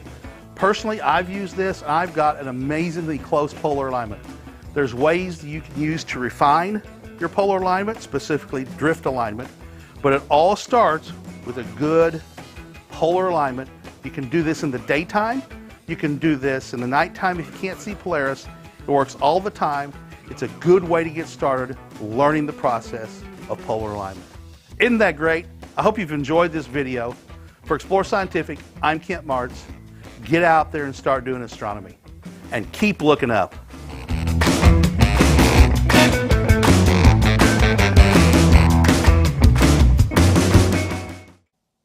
We're back. So Kent with wonderful information on how to polar align the German equatorial mountain. I hope that was plenty of information to help you get started with the German equatorial and this NT114. It's in the carousel, believe it or not, for $279, under $500. This will get you started, get you viewing, and get you going. So let's talk about the refractors. You know, I personally like refractors. They're my go-tos. I mean, there's nothing wrong with Newtonians. These are just what I prefer because these are what I mess with the most of here at Explore Scientific and Amazon. They're my go-to because with Newtonians, there's collimation. Collimation is where you have to align the cell, or not, align the primary with the secondary. So you have to align two things to get the focus right. Or not focus, but just get pinpoint stars, you have to align them. But they're still not facing the true north. But that is still not facing true north, right? Ramesh, it's facing north. It's not. So, for the sake of Yeah. my mind, this is a question actually for me. For sake of production and the way our stage is set up, whenever you're watching the video, no, it's not facing true north. Whenever Tyler or someone's on camera, no, it's not true north. Because No, he's talking about true north or or magnetic north. Yeah, magnetic north, true north, whatever. It's magnetic north, but I just wanted to make that clear because we do get that question a lot too. Yeah. That anything you see us do in the studio will not be north. But, pretend. Let me know if that helped, Ramesh. If And you're talking as far about as- magnetic north versus true north, Yeah, Kent uses the magnetic north with the compass. yeah. That's the magnetic north. Like I said before, depending on where you are in your location, what you'll do is if you Google your true north versus your magnetic north of where you are, it will give you those in degrees. It will give you everything that you need to know on that specific spot. Kent would be able to give you more specific details. I just don't know it because I'm not a visual guy. I'm just astrophotography. Well- so shame on me. Okay, it was about Kent's video. Okay. If you need to get, you're going to get really close with magnetic north. So unless you're doing astrophotography, you're not going to have to reset anything if you're on a motorized mount. It's going to keep up most of the night. You might, it might take a little bit, but not. We're talking quarter of an eyepiece. If that, yeah. Yeah. Depending on what you're looking at and what. But if you're doing astrophotography, you can get a good close, but then you're going to need to be a little bit more accurate whenever you get at night. There's this thing called plate solving. Makes it so much better. And inside of the Explore Stars, all you have to do is do a 2-star alignment. Or 3. The more star alignment you do, the more accurate it will 2 or be. 3-star alignment, and you're gold. It's so true. this is really just a setup. If you're doing the sun, you can't look through it. You can't do this stuff because it's the sun. Where's north? Right? Yep. So that's what this is for. Correct. So, refractors versus Newtonians, like I said. No, you're fine, buddy. I appreciate your input and knowledge to help the wonderful viewers. It's because I hear this 5 days a week, twice every day. That's what you get paid for. For my entire life. I don't know about your entire life, but hi, Pekka. I see you. So the difference between Newtonians and refractors, like I said before, is collimation. If you are not comfortable with collimation or don't know what collimation is, it's very simple. There's tons of YouTube videos out there. We actually need to do a video here explaining how to do it. With refractors, it's different compared to a Newtonian. You're actually aligning mirrors in the Newtonian. With this one, you're just aligning the angle of a lens. That's all you're doing. And Paul Newton's yo. Yeah, he was talking. He's talking. He talks. He talks. It talks. Yeah, buddy. So, my personal opinion, I like refractors. They're just easier to use. They're great for beginners, just like Newtonians. I just have a special heart for refractors. I really do. With this particular setup on this 102, same as any other first light that you get. Comes with a red dot, diagonal, eyepiece, and a mount, and a telescope. So it comes with everything you need to get going on your visual adventure on the stars, the planets, anything you want to look at, galaxies or Messier objects, NGC objects, icy, well, you won't see icy objects. Unless it's really cold, that's stuff. No, just no. Could not help he that. couldn't resist. I teed it up. He smacked it out of the park. Tyler promises ES solar foil filter that is giving an orange color of the foil filter that gives the orange color from the beginning, and it's perfect for novice photography avoiding at the post process. You got it, buddy. What is it? He's talking about the solar filter behind me, which we are going to go over that. Any of these scopes, you notice a wonderful sticker on the front of the dew caps.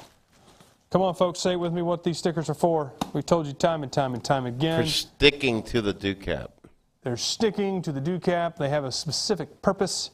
Yeah. That purpose is never, ever, ever, ever, ever point your optical tube assembly without, or anyway, just don't point it at the sun.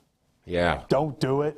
Because the moment you do this, and someone's on the other end of this optical tube with an eyepiece, blind, instantly.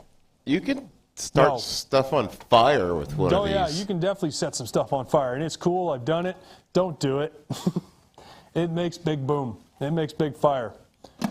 We actually... And it ruins a lot of things. stuff. It ruins a lot of stuff. So But the temperature in the eyepiece is double. It's over triple of what, like if it's 100 degrees outside, it's about 400 in that eyepiece. Just probably cooking. more. Oh, just cooking whatever it's trying to get Yeah. through. Scott burnt those glasses, remember? Yeah, well, here's the funny thing. Me and a guy in QC, we were just messing with a Dob truss tube, open truss. So it's literally light can come in from anywhere.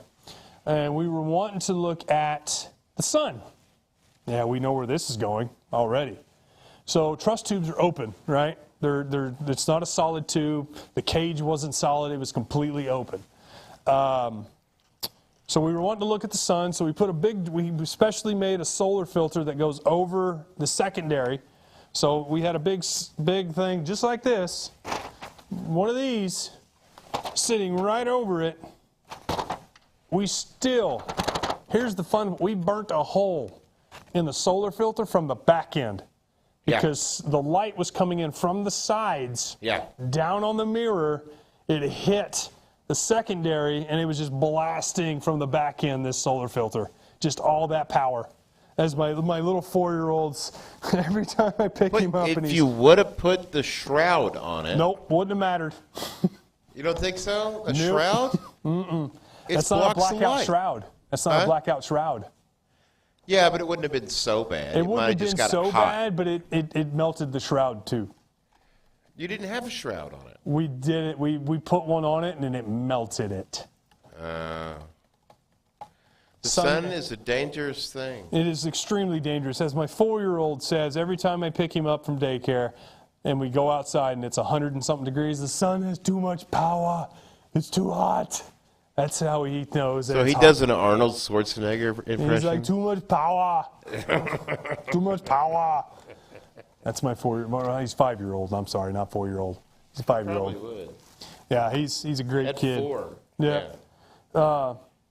But in my opinion, I like refractors because of their ease of use, especially with this mount, because you literally have a handle here that you just turn to lock, and then you turn to unlock, and whoop, I got to move it around, and I can easily just move it very simply. So I can plop them out wherever I want to. I can go in the front yard, I can go in the backyard, I can go on the sidewalk, I can go down the road to Aunt Jimmy's house or down over here to see Tim Bob. Doesn't matter. If I want to go look at the moon or whatever, I literally just plop it, move it, and I'm there. Don't have anything to worry about. But one recommendation I would always recommend is align your red dot. So is that a recommended recommendation? That is a recommended for the recommended of the recommendation. It's a recommended recommendation. During the day, please. If you align this during the night, you're going to be kicking, you're going to be screaming, you're going to hate life, and you're going to want to throw things because it is extremely hard.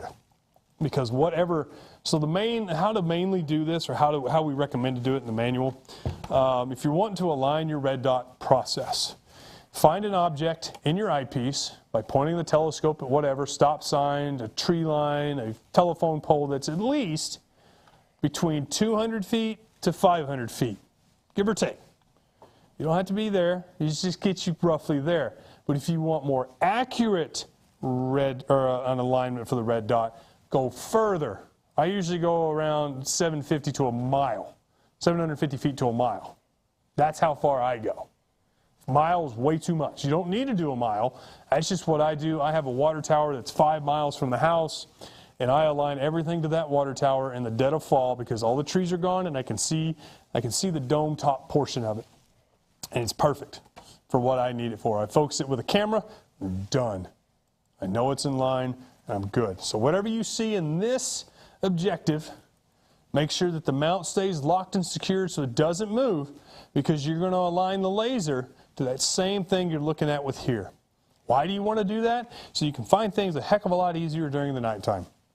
Because I'm telling you, it can be a pain when this is off just ever so slightly and you're trying to find the moon and you're like, oh, this is a big giant bright thing, I can't miss this. You would be surprised how many people miss it. Because this is not in line with this. I always tell people, think of it as a rifle scope. If you're trying to get that big game hunting, if your rifle scope is off, you're going to miss. Doesn't matter how good you are doing anything, you're just going to miss. And that's what you don't want. You want to enjoy the views of the moon. You want to enjoy all the glory of whatever you're seeing. Now, with this particular type of refractor on the First Light series, there are doublets. What is a doublet? I don't know if I can pull this off. May not be able to. Remember, folks, I'm a trained professional. Maybe. It may not pull off. Oh, there it goes. Breaking it. No, I didn't break it. Comes out. It's totally normal. There are 2 lens cells. That's right, 2. One in the front, probably one usually right up against it. What does that mean? Well, that tells you that it's a doublet. Now, the higher you get in prices, like over $1,000, those are usually triplets. It means there's 3 lens cells in here. There's one in the front, one in the middle. So you convex, concave, convex. That's right. We'll say it again. Convex, concave, convex. So you have a dome shape in the front. This one's a doublet, though. This is the doublet, so it's concave, or convex, concave. Or it's opposite, it's convex, concave. And that's it. And what people notice with doublets is, say I'm staring at the moon or a bright object, I notice, Paul, that I'm getting a lot of CA. Well, what's CA? It's chromatic aberration. Chromatic aberration is a normal, everyday thing that doublets experience. It's completely normal. There's nothing wrong with your optical train. There's nothing wrong with the telescope. It's normal. It's part of it. We love helping customers. That's what we do here at Amazon Live. But I promise you, folks, there's nothing wrong with your telescope. If you see blue or purple tinging around the moon, around stars, or any other kind of celestial objects that you're looking at. It's the same thing with binoculars. Binoculars sometimes produce chromatic aberration.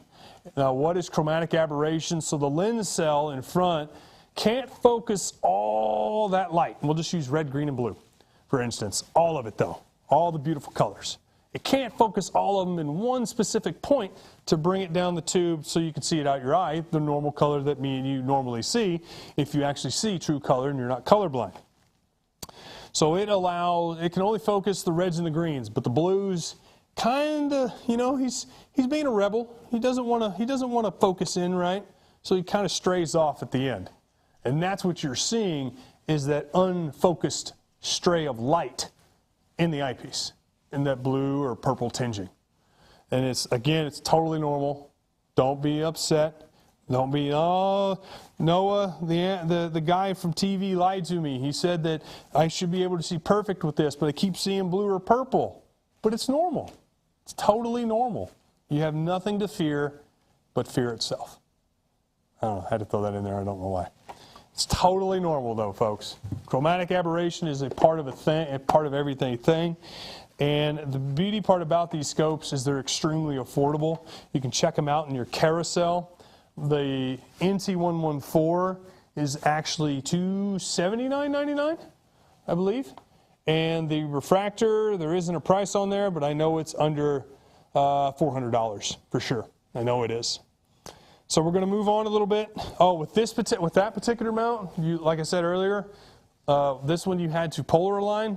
You don't have to, but if you're wanting to eventually grow up into astrophotography, this is what kind of a German equatorial you'll grow into for polar alignment. But this particular panhandle type, you can literally just plop wherever you want and just go. You don't have to polar align anything. You don't have to do nothing. You just unlock the clutch, move it around in any way, shape, or form you want.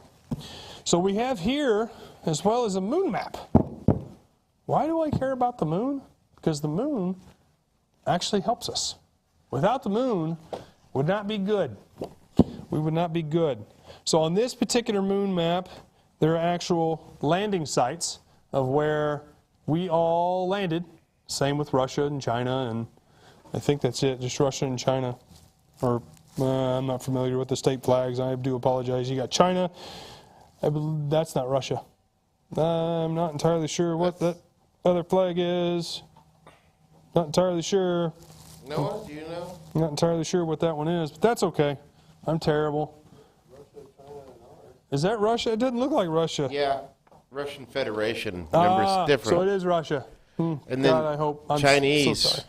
You got China, U.S., and Russia. It maps where exactly we landed as people on the moon, depending on which country. It gives you a detailed spot. And on the back side, this is more, I hate to say it, this is more interesting to me. This lets me know every crater, major crater out there. Because you got, Mare Frigoris, Pluto crater, Mare Imbrium, Mare Insularum. I'm going to butcher these names. But yeah, Kent would be a lot better at this than I would be, for sure. Moon maps are great for demonstration. They help you understand, what the craters are. You get a better idea on, what it actually looks like on a full moon. Does anybody else see the bunny? Anybody else see the bunny? I see the bunny all the time. I blame Kent for this because I see the bunny all the time now. I've never seen the bunny. Well, I can't help your poor lack of imagination. I see a peace sign, maybe? No, you're getting there. So you got the bunny ears. You got the 2 ears up top, the head, and the body. It's crazy. I blame Kent. Only American man, but put both foots on the moon. Exactly, Petka. Foots? Foots. It's foots. Feets. Feets, foots, feets, foots. Next thing is the glorious planosphere. Planospheres are very handy if you're doing visual observing. The reason being, it gets you more orientated with the night sky, and it's very, very helpful, especially if you have a crowd of people. And I believe Kent made a video on this as well. So we're going to let him explain it a little bit, and I'm going to go into a little bit more detail. So Kent, take it away, buddy. Always does this to me. Was it lock up? Once you found Polaris, you're facing north. Hold the planet. It's in the wrong bus. That's an old one. Hi, I'm Kent Marsh with Explore Scientific. One of the great things about modern amateur astronomy equipment is the ability to track the sky with the use of a computer, an iPad, or an Android tablet, and a motorized mount like the Explore Scientific PMC-8. But what if you're just starting out or have a mount that is manually controlled? How do you find celestial objects? All you need is a clear sky and a Tyrian two-sided planisphere. This planisphere, created by renowned celestial cartographer Will Tyrian, is for the northern hemisphere. If you don't have one of these, you can find it in our online store. Some of our products come with a smaller planisphere that works like this one, but uses 24-hour time and Roman numerals. Honestly, I prefer this one because it's easier to read and contains tons of information. This planisphere is for anyone in the northern hemisphere up to 60 degrees latitude north. A planisphere works by aligning the month, day, and time to show what's in the night sky at any time of the night throughout the year. One side shows the northern half of the sky, while the other side shows the southern half of the sky. Now let's line up the date and time. Let's say it's 10 p.m. on August 25th. The first thing to do is find 10 p.m. and it will be in the blue portion of the planisphere, just inside the date ring. Move the date ring to the position on August 25th. Line up the August 25th mark to 10 p.m. You're done. Easy. You now have a map that shows what the night sky looks like in the northern hemisphere at 10 p.m. on August 25th. The cool thing about this Tyrian two-sided planisphere is that once the time and date are lined up on one side, it's also lined up on the other. Now we have to orient ourselves to make the map reflect what's in the sky. The North Star, which is named Polaris, is almost exactly due north and should be the brightest thing you can see in that area of the sky. Once you found Polaris, you're facing north. Hold the planisphere with the northern side facing towards yourself and position Polaris inside the metal ring so it shines through. Super easy. If you're facing south, simply hold the planisphere level with your eyes to get your bearings. With the map correctly oriented, you should be able to find your way around the night sky. I'm Kent Martz. Keep watching our channel for more how-to videos from Explore Scientific. And we're back. Kent with the wonderful information on how planispheres work. And that's the beauty part about this Will Tyrian planisphere, is it's double-sided. Well, Tyler, why do I need a double side for? It's like, well, what if I live in the southern hemisphere and I can't see some of the objects in the northern hemisphere compared to the southern hemisphere? Wait, You want me to redo that again? that's not, no, hang on. Yes, it is.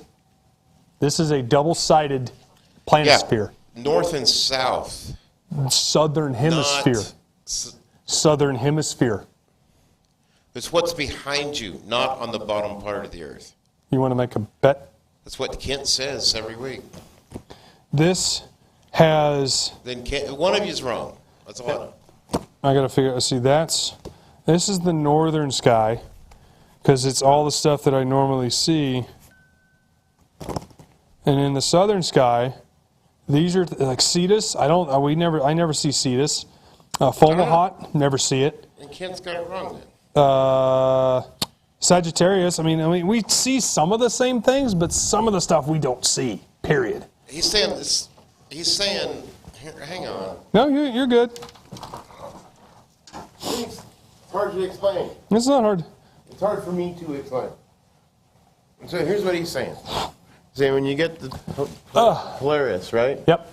And all you can see is on this horizon. Yeah. So you turn it, and now you see what's behind you, Yeah. right? But the Milky Way comes from this direction. Yeah. What you're implying is that somebody in Brazil could use this and find stuff. They can't. Me and Kent are going to have a discussion, for sure. Because there are objects on here that we cannot see here in the northern hemisphere, or I can't see them where I'm located at all. That's the way he's explained it to me and for weeks. And I don't know. That's all I know. So yeah, we'll have some investigation to do. Is it I don't want to give the wrong. I don't want to give the wrong just information a northern either. hemisphere planisphere? Say again, bud. Is it a world planisphere or a northern hemisphere planisphere? That's It's a double-sided multi-latitude for observers in the northern hemisphere looking north between the equator of 0 just degrees. northern hemisphere, it says right there. The northern hemisphere, something okay then. It will observers not work in for you in the south, southern hemisphere. That's weird, because there are southern objects in here, though. Sometimes they show up, I suppose. Huh? Well, again, and that's what's odd to me. Okay. Maybe a Scott question. That may be a Scott I question. know Rob would be able to answer it. Yeah, we're not going to go get him right No, now. no, we're not going to get it, but Yeah. we can fix it and come back to it. Yeah. We can definitely do that for tomorrow's show, 100%. But folks, that's going to be solar filter. Pekka wanted to know about the solar filter. Solar filter. Solar. Thunder. You gotta let me do the voices, sir. Thunder, thunder, thunder. Thunder, thunder, thunder. Thunder, Speedway. So when you buy a sun catcher, you're given options of multiple measurements. So how you measure for your solar filter is you take your telescope that you just recently purchased, and you measure, without the dew cap, the outside diameter of the dew shield. Outside, that means the outside, not inside, the outside. You want to know the outside diameter in millimeters of the dew shield. And then we have a drop-down menu in the Amazon carousel, and you pick your range from 78 to 102 millimeters. And the price will adjust as you go. And the price does adjust. That is correct. That's a fixed price. There's nothing we can do about that. But that's how you measure for your... Yeah, in the carousel, it only lets us show one. It just lets us show the one price. Paul is correct. You'll end up getting, say, I got my solar filter, but I get all these weird triangle things. What am I supposed to do with these? Well, they're on the inside of the solar filter. You have these little white double-sided sticky tapes that you put on. I would put on the blocks, and you stick them on each other, and then you put this on the telescope.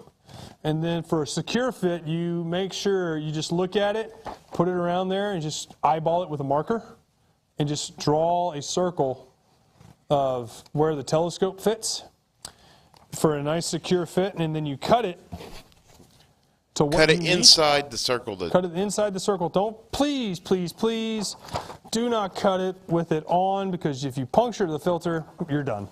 You can't do it. You can't use it. And on top of that, it's just not...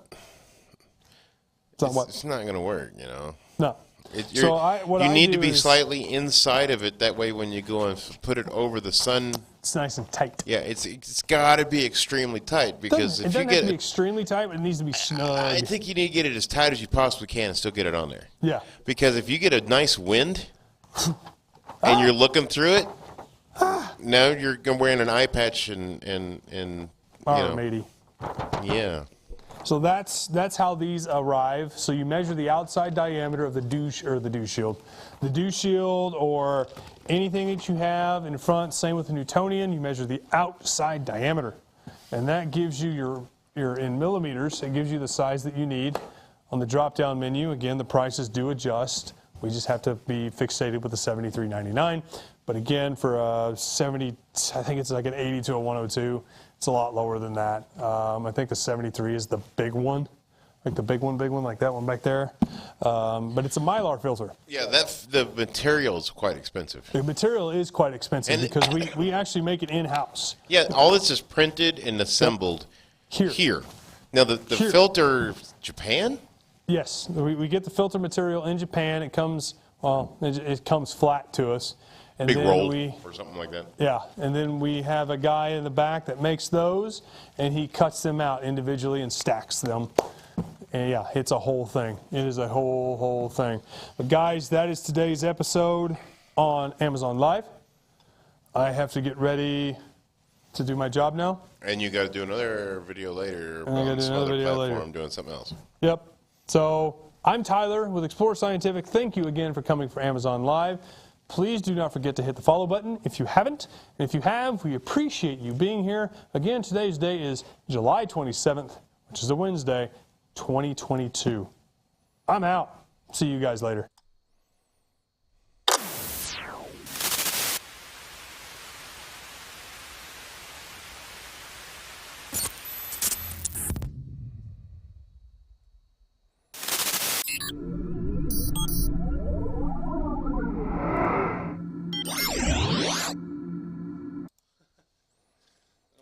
Watch that last piece, not even.